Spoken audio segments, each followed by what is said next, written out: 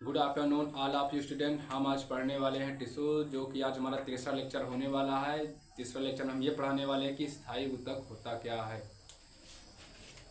स्थायी ऊतक के बारे में आज पढ़ने वाले हैं। स्थायी ऊतक, स्थायी ऊतक अगर आपसे पूछ रहे हैं तो स्थायी का मतलब क्या है? ये स्थायी है, एक जगह पर रुक चुका है, ये कुछ नहीं कर सकता।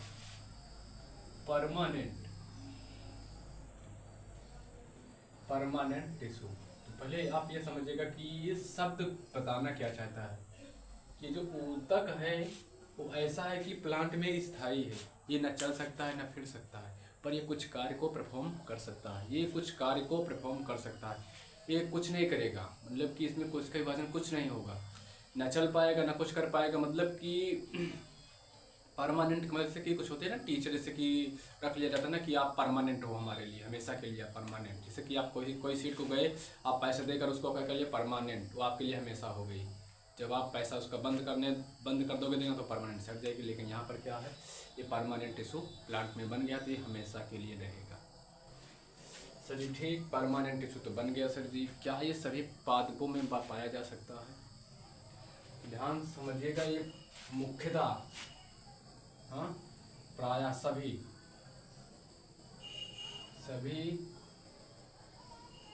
द्विबीजपत्री में पाया जाता है।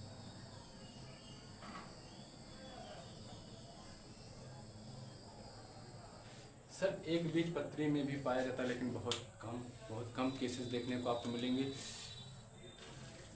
सभी द्विबीजपत्रियों में पाया जाता है परमानेंट टिश्यू स्थायी ऊतक संवहन बंडल। ठीक सर जी, आपने तो बता दिया, पर कुछ डाउट है सर जी। जो गेहूं का पौधा होगा इसमें सर जी कैसे होगा? तो मैंने बोला ना, एक बीजपत्री प्रायः एक बीज।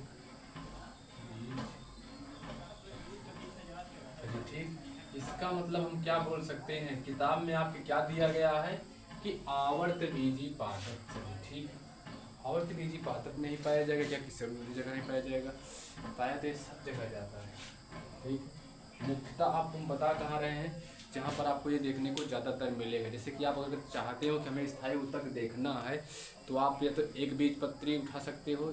एक बीजपत्री में आपको प्रायः कम देखने को मिलेगा। इससे आप गेहूं का पौधा उठाओ, इसमें आपको देखने को बहुत कम मिल सकता है कि या एक बीज पर इसमें कि स्थायी ऊतक है। लेकिन यदि आप द्विबीजपत्री को उठा रहे हो प्लांट को, तो उसमें आप आसानी से पहचान कर सकते हो कि यह है कि स्थायी ऊतक इसके अंदर पाया गया।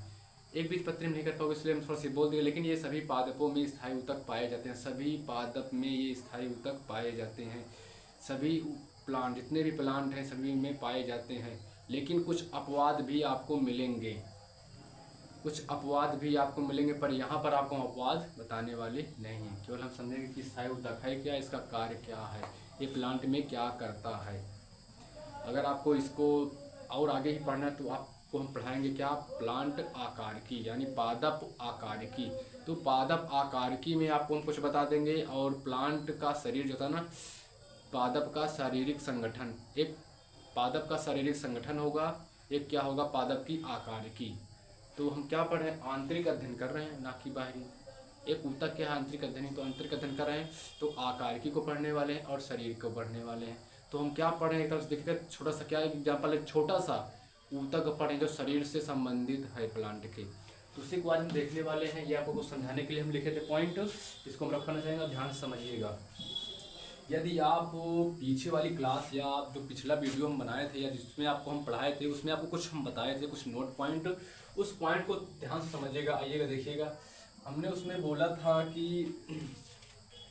ये जो प्लांट, जो ये ऊतक है, प्लांट ऊतक है, ये दो प्रकार का होता है, एक मेरिस्टेमेटिक, एक परमानेंट। तो परमानेंट तो ठीक था सर जी, लेकिन जो मेरिस्टेमेटिक था ये विभाज्य कर इनको बना रहा था। ध्यान समझिएगा, इसमें पहले पॉइंट में आप क्या लिखने वाले, क्या समझने वाले, पहले लिखेंगे पॉइंट, फिर आपको हम समझाएंगे। ठीक, आइए देखिएगा। तो क्या बोलने वाले हैं, प्राथमिक सर जी, ठीक, प्राथमिक विभाज्य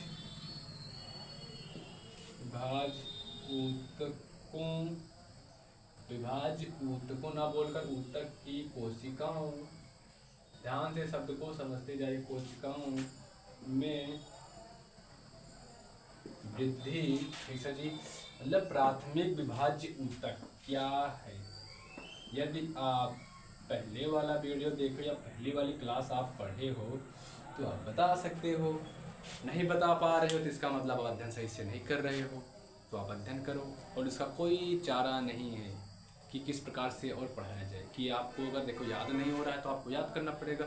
समझ में नहीं आ रहा तो मेरी गलती है कि समझा नहीं पा रहे हैं। यदि आपको समझ में आ रहा है तो आप याद करो उसे, उस शब्दों को याद कर लीजिए जो आपको आगे काम आए। समझ में सब आता है लेकिन शब्द को याद करना पड़ता है ना, कि हाँ ये शब्द का मतलब ये बता रहे, शब्द को याद कर लें। ठीक वही बात है यहाँ पर। ठीक है, तो प्राथमिक विभाज्य ऊतक हम आपको क्या ध्यान समझेगा, क्या एपिकल के बारे में बताए थे, क्या एपिकल टिश्यू, शीर्ष ऊतक, शीर्ष ऊतक जो किसका भाग था, मेरिस्टेमेटिक, किसका भाग था, विभाज्य ऊतक का। अब जिन बच्चों ने पढ़ा है उनको तो पता है, जिन बच्चों ने नहीं पढ़ा सीधा यहीं पे उठा के चले आए मुँह तो नहीं पढ़ पाएंगे। तो ये हुआ ये सब। तो मैंने बोला प्राथमिक विभाज्य ऊतक, ये आपने समझ लिया कि कोशिका, कोशिका होगी जरूर, क्योंकि ऊतक की परिभाषा ही क्या होती है, कोशिकाओं का समूह। उसमें बहुत सारी कोशिकाओं की, कोशिकाओं में वृद्धि होती है, वृद्धि हुई, उसमें वृद्धि हुई, क्या हो उसमें वृद्धि हुई प्लस विभेदीकरण। इसी शब्द का मतलब बच्चे नहीं समझ पाते। विभेदीकरण का मतलब क्या है, हम आपको एक अपनी लैंग्वेज, क्या बदलाव या परिवर्तन या अलगाव, अलगाव ना, ये अपनी लैंग्वेज में हम सबको समझाना चाहते हैं। देखिए बदलाव मतलब कि जैसे आपका शरीर है, आप छोटे थे, बढ़ते बढ़ते आप बदलते ही तो गए, बदलते गए ना, तो इनकी कोशिकाएं भी बढ़ती जाती हैं, बदलती भी जाती हैं। कोशिकाएं मतलब बढ़ती जा रही हैं और बदलती भी जा रही हैं। जो बदलती जा रही हैं वो वृद्धि, मतलब वृद्धि हो रही है, बदलती भी हैं। जो बदल रही हैं वो उन कोशिकाओं से अलग हो जाती है, वृद्धि वाली कोशिका से। तो इन्हीं कोशिकाओं का समूह क्या कहलाता है, स्थायी ऊतक। क्या ये बात आपको समझ में आई। तो विभेदीकरण प्लस विभेदीकरण से बनी कोशिका, से बनी कोशिका, बने कोशिकाओं का समूह, कोशिकाओं का समूह तो स्थायी ऊतक कहलाता है, स्थायी ऊतक। क्या आपको ये समझ में आया पहला पॉइंट। अगर पहला पॉइंट आपको समझ में आ गया है तो हम मिटाएंगे इसको, और फिर कुछ एक पॉइंट यहाँ पे देखिए। एक पॉइंट ये हो गया, क्या बोलेगा, प्राथमिक विभाज्य ऊतक की कोशिकाओं में वृद्धि प्लस विभेदीकरण से बनी कोशिकाओं का समूह। विभेदीकरण मतलब कि बदलाव, जो कोशिका बदल गई, ठीक है। कोशिकाओं में वृद्धि प्लस विभेदीकरण या क्या डिफरेंटिएशन। हाँ, डिफरेंट का मतलब क्या होता है, डिफरेंट का मतलब क्या होता है अलग, क्या अलगाव, इसीलिए हम बोले थे अपनी भाषा में अलगाव। तो विभेदीकरण से बनी कोशिकाओं का समूह स्थायी ऊतक होता है। समझ में आया या नहीं आया। चलिए आगे। अब सर दूसरा पॉइंट में क्या बताने वाले, तो जो स्थायी ऊतक हैं आपने देख लिया, आपको परिभाषा मिल गई कि नहीं, इसकी उत्पत्ति कैसे हुई आप जान गए, तो बस उसके बारे में पोस्टमार्टम करना शुरू कर दो। ठीक,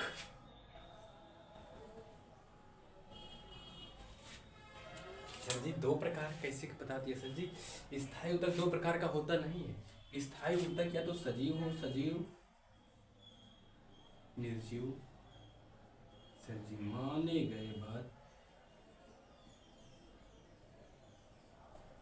सेल का मतलब जानते हो कि नहीं, कि सेल का मतलब भी बताना। सेल का मतलब कोशिका, सेल का मतलब कोशिका। क्या भैया, मैंने बोला स्थायी ऊतक की कोशिकाएं, स्थायी ऊतक की कोशिकाएं निर्जीव व मृत दोनों प्रकार की हो सकती हैं। मतलब स्थायी ऊतक की कोशिकाएं मृत व सजीव हो सकती हैं। अब ये नहीं बोल सकते सभी कोशिकाएं सजीव होती, सभी कोशिकाएं मृत होती। सजीव भी हो सकती हैं एंड मृत हो सकती हैं। लेकिन हम आपको बताए थे कि जो ये वाला ऊतक था, विभाज्य ऊतक, मेरिस्ट में जो पहले हम बता चुके हैं, वो उसमें क्या था, सब ऊतक सजीव थे, सजीव के समान अवयस्क थे। याद आ रहा है कि नहीं, याद आ रहा है तो आइए देखिएगा। स्थायी ऊतक, क्या ये पॉइंट आपको समझ में आया कि नहीं। जिन प्लांट में स्थायी ऊतक पाए गए वो सजीव या निर्जीव, मतलब ये ऊतक क्या है, सजीव भी हो सकते हैं और निर्जीव भी हो सकते हैं। ये आप समझे कि नहीं। अगर समझ गए तो इसको मिटाने वाले हैं। तो फोटो खींचो या तो आप पढ़ो या लिख डालो या समझ लो, ठीक है। तो तीसरा पॉइंट, एक पॉइंट विशेष है, तीसरा पॉइंट एक भी लिखिएगा, विभाजन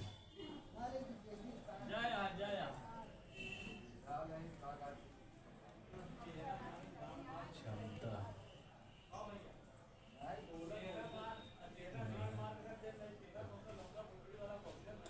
इसमें विभाजन की क्षमता नहीं होती, ये वृद्धि नहीं कर सकता। ये स्थायी हो गया तो स्थायी हो गया, याद रखना, ये स्थायी हो चुका, अब ये स्थायी ही रहेगा, ठीक। विभाजन की क्षमता नहीं होती। 3 पॉइंट आप स्थायी ऊतक के बारे में आपको बताए और इतना पॉइंट बहुत है। अब हम देखने वाले हैं स्थायी ऊतक के प्रकार, स्थायी ऊतक को कितने भागों में बांट सकते हैं, कार्य के आधार पर देखें, ठीक है। तो स्थायी ऊतक को हम बांटने वाले हैं, ठीक है। तो इसको हम मिटाने वाले हैं, विभाजन की क्षमता नहीं होती, बस इतना बता दीजिएगा, बस सर चक्कर में मत पड़िएगा, ठीक है।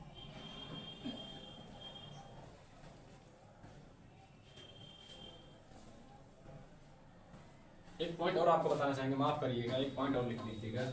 इसमें अंतराकोशिकीय स्थान प्लस अंतराकोशिकीय स्थान पाए भी जा सकते हैं और नहीं भी पाए जा सकते, लिख लीजिएगा।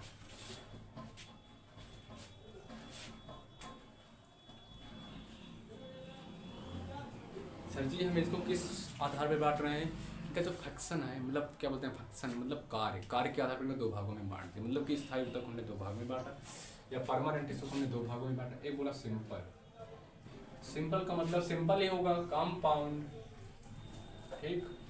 सिंपल सरल स्थायी ऊतक, ये कौन हो गया, जटिल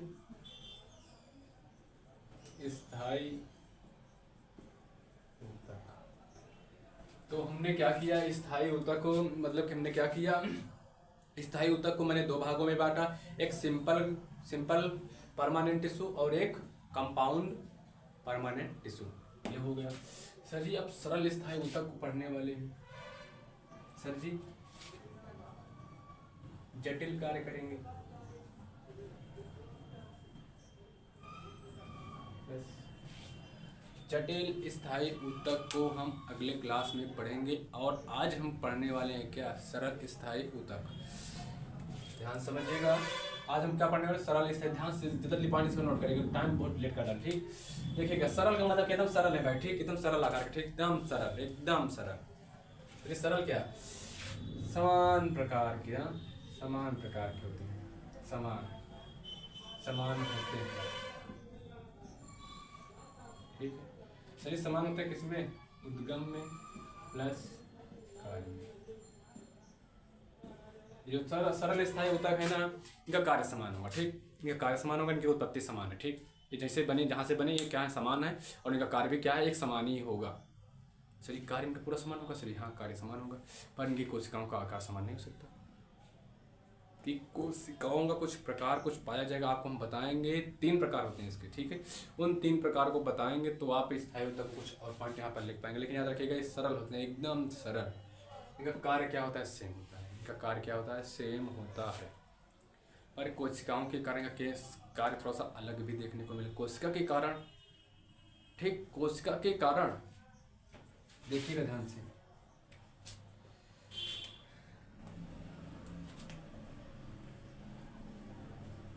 ये 3 प्रकार के हो गए, ठीक है। एक क्या हो गया, पैरेनकाइमा, एक हो गया कोलेनकाइमा, एक हो गया स्क्लेरन, सर ये हिंदी भी लिख रहे हैं, ठीक है। 3 प्रकार का, कौन सा, सिंपल परमानेंट टिश्यू, कितने प्रकार का, 3 प्रकार का, पैरेनकाइमा, कोलेनकाइमा और स्क्लेरनकाइमा। पैरेनकाइमा स्क्लेरनकाइमा आप याद कर लीजिएगा, बार बार पढ़िएगा तो आपको याद हो जाएगा। और याद करिएगा, थोड़ा सा इंक डालने का प्रयास करना चाहते हैं, इंक खत्म हो गई है, वेट। अब हम पढ़ने वाले हैं क्या, परमानेंट को हिंदी में मृदु, पैरेन भाई मृदु ऊतक, फिर इसको स्थूल कोण ऊतक, फिर इसको दृढ़ ऊतक। सर जी अंतर एक अंतर बताइएगा, समय दोनों में अंतर, चलिए अंतर बताइएगा सर जी, ठीक। तीनों के पॉइंट हम लिखने वाले हैं। तो हम थोड़ा सा ऊपर लिखने का प्रयास करेंगे, क्या पता कैमरे में आ रहा है नहीं आ रहा है, सर भी हमारे नहीं हैं, इसलिए हम आपको थोड़ा सा ऊपर लिख के बताना चाहेंगे। ऊपर का या तो मिटा दें कहे तो आप, तो एक अंदर पहले लिखिएगा। देखिए अंतरा कोशिकीय स्थान, जिन बच्चों ने अगर देखा है हम पहले की बात, मतलब कि देखिए जो कोशिकाओं के बीच का स्पेस होता है इसको बोला जाता है अंतरा कोशिकीय स्थान। तो अंतर कोशीय स्थान, कोशीय, इसमें भी लिखिए अंतर कोशीय स्थान, इसमें भी अंतर कोशीय स्थान, इसमें पाया जाएगा, चलिए पाया गया, कम पाया गया। मार्का चल नहीं रहा है भाई, इंक हमारे पास अभी नहीं है, कम, चलिए इसमें नहीं पाया जाएगा।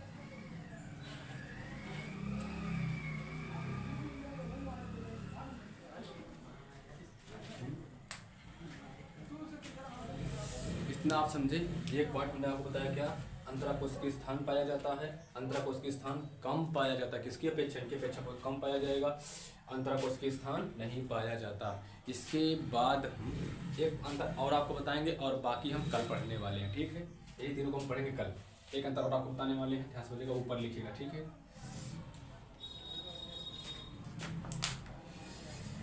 अरे भैया इस क्लियर है, ठीक ठीक, ध्यान समझिएगा।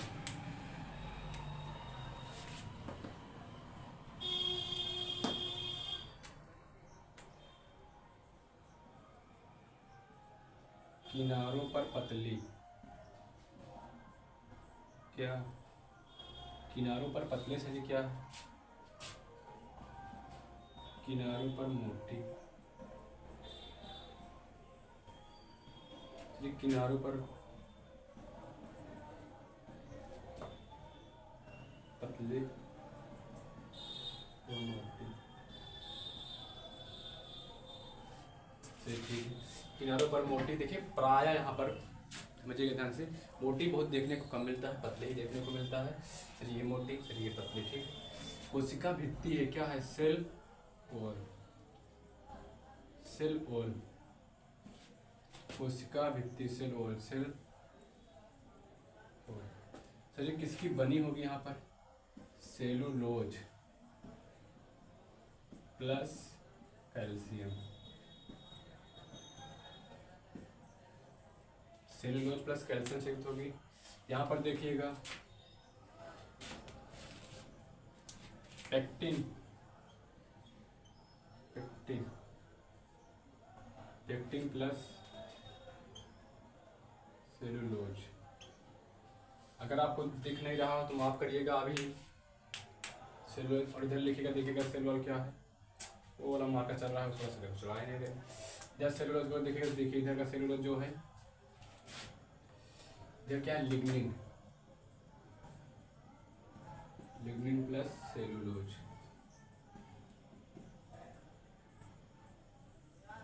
ठीक है। और दो अंतर आपको हम बता दिए हैं, ध्यान समझिएगा। तीन अंतर, एक ये, एक अंतर ये हो गया, एक अंतर ये हो गया। सेलुलोज कैसी किसकी बनी है, सेलुलोज और कैल्शियम की बनी है सर जी। पेक्टिन सेलुलोज है सर जी, इसमें क्या है, लिग्निन सेलुलोज है, ठीक है। क्या है सर जी, सेलुलोज कैल्शियम, सेलुलोज कैल्शियम से बनी, किसमें, मृदु तक में। पेक्टिन प्लस सेलुलोज किसमें बनी है सर जी, सोडियम अणु तक में सर जी। लिग्निन प्लस सेलुलोज किसमें बनी है, दृढ़ ऊतक में। इतना आज हम पढ़ने वाले हैं, और इसी चीज को, ये तीनों को हम क्या पढ़ने वाले हैं, कल। कल इनको भी पढ़ेंगे, थोड़ा सा हम जटिल स्थायी ऊतक में भी आने का प्रयास करेंगे। यदि आपको समझ में आ रहा है तो आप कमेंट करिएगा, नहीं समझ रहा है तो भी बताइएगा। अगर आवाज़ में भी प्रॉब्लम है तो आवाज़ को लिए तो हम थोड़ा सा माफ़ी चाहेंगे, लेकिन जल्द ही आवाज़ भी आपके लिए ठीक हो जाएगी। लेकिन आपको अगर आवाज़ सुनाई दे रहा है, अगर समझ में आ रहा है तो आप थोड़ा सा कंप्रोमाइज़ करिएगा। बाकी अगर समझाने में हमारे कुछ कमियाँ हों या बोलने में कुछ कमियाँ हों तो आप कमेंट कर आप कमेंट बताइएगा, क्योंकि सुधारना मुझे है, पढ़ाना मुझे है। तो चलते हैं।